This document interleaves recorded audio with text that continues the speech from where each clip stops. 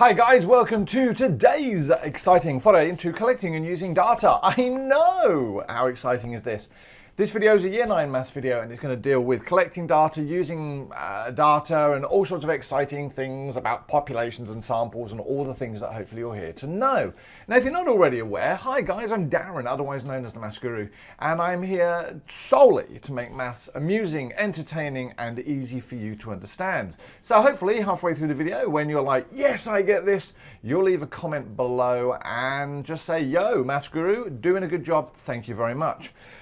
Now, if you are new to my channel, do me a favour. Over there is a red arrow that is pointing to effectively a subscribe doohickey.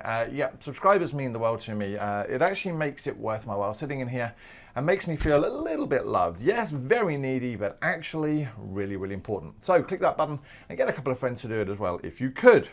Now, what are we dealing with today? We are dealing with collecting and using data, and as is normal at this point in my life, I sort of say, there is the learning for you. So it's highlighted with a red arrow at the moment. And we are going to look at, why do we collect information? What is the whole point of this section of maths? What does it mean to conduct a survey? What's the difference between the word population and sample? Know what statistical data is, and know how to actually use this to describe questions. Now, as I say behind me, the great thing about mathematics is that we actually repeat it over and over and over again. You may have noticed, you'll be sitting there going, hold on a moment, didn't I do this in year 8? Well, yes, you did, and we're going to do it in year 9 and a little bit again in year 10. Why? Well, because pretty much the more we expose you to this, the better you get. All right, so don't worry about if you already think that you know this stuff. It's fine. Yes, you've done it before. It's just going to take it a little bit deeper. So, as I say here, let's recap some language, he says, stumbling for his words. Now, obviously, a population. When I did this to my current year 8 group, and I'm teaching this to a year 8 group at this moment in time, even though it's a year 10 video, I said, okay, what is a population? And somebody screamed out, yes, it's 23.6 million. And I went, all right, you answered a question. You didn't answer the question. Because what I asked you was, what was a population? What does the word population actually mean? Not what was the population of Australia. And while it may be 26.4 million, a population describes a large set of people that we're looking at. Now, it actually doesn't even have to be large, and I'll come back to that in a moment, but examples of populations are shown here. So we could say that all the year 12 students in Australia are a population. We could say all the 18-year-olds in the world is a population. I mean, that's a huge population. And I have absolutely no idea how I would speak to all of those people and ask them a question. What about every male in Victoria? Still fairly challenging, but a much, much smaller population than everyone in the world. And what about every female in London? So these are all examples of populations. They describe something that a group of people have in common. So, I may well look at an example where I want to look at all of the year 12 students in Australia and find out how stressed they are. Now, that is why we conduct a survey. We are looking to find out information. We want to probably answer some questions. There's something we need to do with the data. We're not randomly going to walk around and just say, I'm a bit bored today. What can I do with my life? I might ask 50 questions. Probably not. There's undoubtedly something we want an answer to. So what we do is, generally speaking, we can't ask everyone in a population a question. It's just not possible. If I wanted to speak to every year 12 students in Victoria, I can't do it. So what we do is then we take a sample. We take a small group out of that population and we ask them, all right? And the most important thing here is that sample must be taken from the population. So, for example, if I wanted to see how year 12 girls are doing, it's highly unlikely I would choose my population of year 12 boys. See what I mean? What they may have year 12 in common, but I'm looking at year 12 boys, so I'd want to ask the year 12 boys in my sample, probably in my school. Now, obviously, there's lots of different ways to choose samples. And I've sort of said here, if I was looking at sort of speaking to a sample of students in Australia, well, why would I choose Victoria? Wouldn't New South Wales be better? Or Perth? Or Queensland? Or the Northern Territories? What made me choose Victoria? And that's a whole new subject area that's outside of this particular video. But, at the end of the day, I might choose to do a sample of 50 year 12 students in my current school. Right? So that's the important thing, the difference between a population and a sample. Now, way back ago, way back in year 8, we said, oh my God, there's lots of data out there and there's great ways to describe it. And we came up with 2 main titles.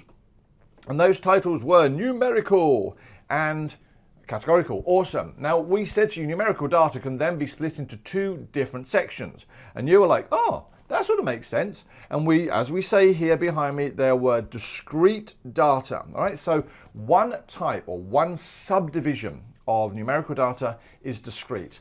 And that is generally things that can be counted or take whole number values. So for example, the number of people in a room, the number of eggs in a basket, the number of people who have subscribed to my YouTube channel. Click, subscribe, like, thank you. These are all discrete, they take whole number values. It's highly unlikely that 27.4 people, highly unlikely that 27.4 people are going to subscribe to my channel. That makes no sense. I mean, what is 0.4 of a person? So discrete data is whole number values. It can't take decimals. Now you're screaming at the screen at the moment, aren't you? Going, well, actually, yes, it can because shoe sizes. And I'm like, yeah, okay. If we go to shoe sizes, if you remember, we generally have things like 6.5 or 7.5. Now that's obviously if you're in England or Australia. I think America has whole numbers. Much respect, America. Well done. Congratulations. You got rid of that stupid problem with discrete data. Now, although we have 7.5 here, we've actually chosen that to stand for a particular shoe size. It doesn't actually really mean a decimal value. And the way you can ask this, or the way you can work out whether it's discrete or not, is imagine walking into a shoe shop and saying, can I have a 7.432 shoe? Well, you can't. And so in this situation, the data is still discrete. That's 7.5 because we've just used 7.5 to describe halfway between 7 and 8. Then we had continuous data, and continuous data is awesome because it can take decimal values. And generally speaking, this is stuff you can measure. So stuff like time or height, my handwriting is horrible, my humble apologies, and things like weight. Right? So these are all things that can be measured. I can measure time as 23 seconds if I wanted to, or 23.1 seconds, or 23.14 seconds, or 23.148762. And it goes on. All right, time doesn't take whole number values. And we know this because people like Usain Bolt and whatever else, you know, run crazy fast, and we have to measure their time down to ever smaller degrees of accuracy, or what we mean by that is more decimal places. The same with height, the same with weight. So anything that can be measured can take a decimal value. Now, obviously, there's a mistake here. Oh, that's awkward. That should not say continuous. I got too excited there. It should be categorical. So what I'll do is I'll change that for the notes that can be downloaded from MaffsGuru.com. Sorry about that, guys. Obviously got too excited there. So categorical data was the next one. And previously we'd sort of said to you, no, it's okay. Categorical data is just one thing. And that is thing that can be basically described with words. Things like eye colour and favourite football teams or states in Australia that you live in. Well, actually, we sort of lied to you. Oh, we didn't lie. We gave you only half the story. Yep, okay. Now, basically, categorical data, it is true. Don't get me wrong. It is things that are described with words. And eye colours and favourite football teams and states in Australia, or, you know, counties in the United Kingdom or states in the United States are all categorical data. But then so are things like describing temperature, your skill at sport, how you're doing in mathematics, size of clothes. But the difference between the four I've just talked about is actually the words we use have some sort of order. Now, the one I'm going to deal with at the moment is size of clothes. You know, we all take different sizes of clothes.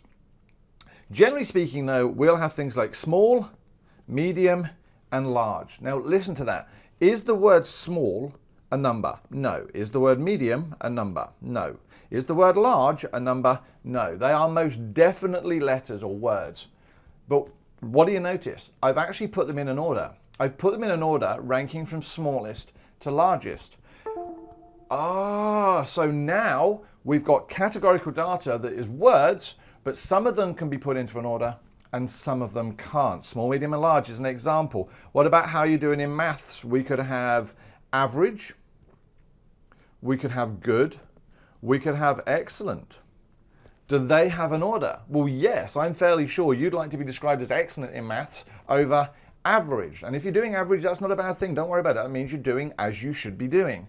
So we now need to think of ways of describing eye color as one sort of categorical data and things like size of clothes as another. Now, I just want to go back to eye color. Although we can say blue and green and hazel and I don't know anyone's brown, they don't have an order. There is no way we can put those into an inferred order. Blue isn't more important than green, hazel isn't more important than green, and all that type of stuff. So how do we describe categorical data? I've done it again. It's not continuous data, MaffsGuru. It's categorical data. It can be split into nominal and ordinal data. Now what we mean is, think of the word ordinal. Ordinal. Ordinal. I keep saying that. Ordinal means it has an order. That's awesome. Thank you, Barry. You've actually chose the word out there that makes sense. So ordinal data can have a sort of an order. And see here, we could describe temperature as high, medium, or low. Again, there is an order there. We know that high is more important than medium, or is, I don't know, higher than low. And nominal data has no order, all right? Like eye color. Now, how do we use this in mathematics? We say things like this. Here's a question from the Cambridge Essentials textbook series. Thank you, Cambridge, for allowing me to use your questions. You guys absolutely rock. So here's the question. What type of data would the following survey questions generate? Now, we've gone out there and I've done some sort of a survey. And one of the questions was, how many televisions do you have in your home? Yes, I don't know why I'd ask that. It's a bit random. But is that going to be numerical or categorical data? Well, it's numerical. We first thing know it's numerical. Knowing that it's numerical data, we then have to say, well, what's numerical data? Is it discrete or continuous? Well, can I have 9.476 televisions? No, so it's not continuous. It is discrete.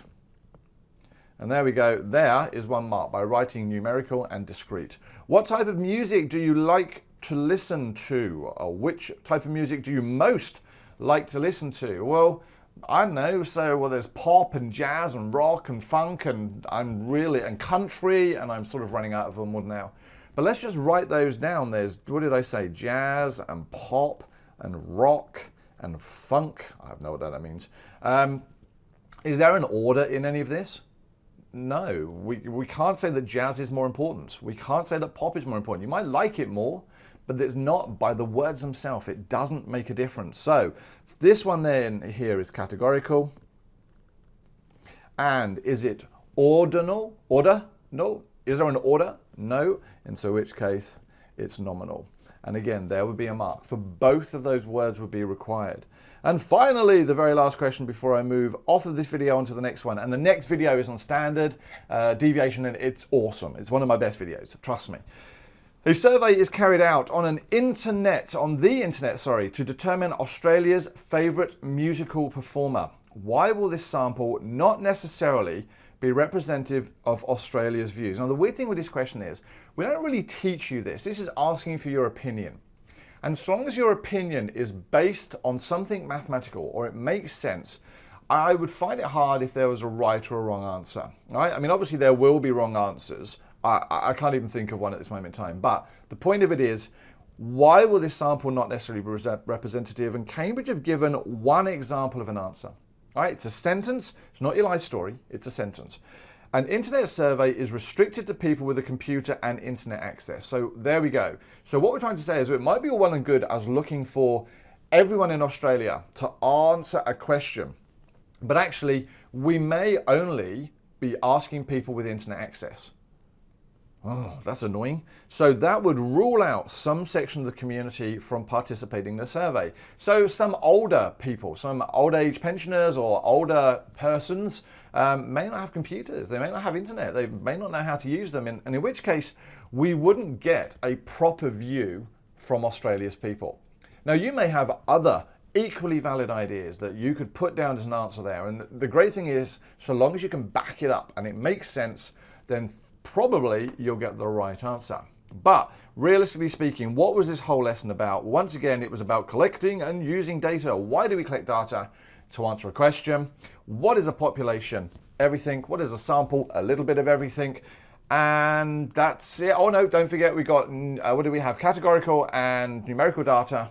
that can now be split into nominal and ordinal if it's categorical. All right, ladies and gentlemen, I think I'm done. It's always good to see you. Thank you so much for watching. Have you left a comment below, giving me a thumbs up? Have you subscribed? No? Well, okay then, over there is a button that you can click to subscribe, and I thank you for doing that.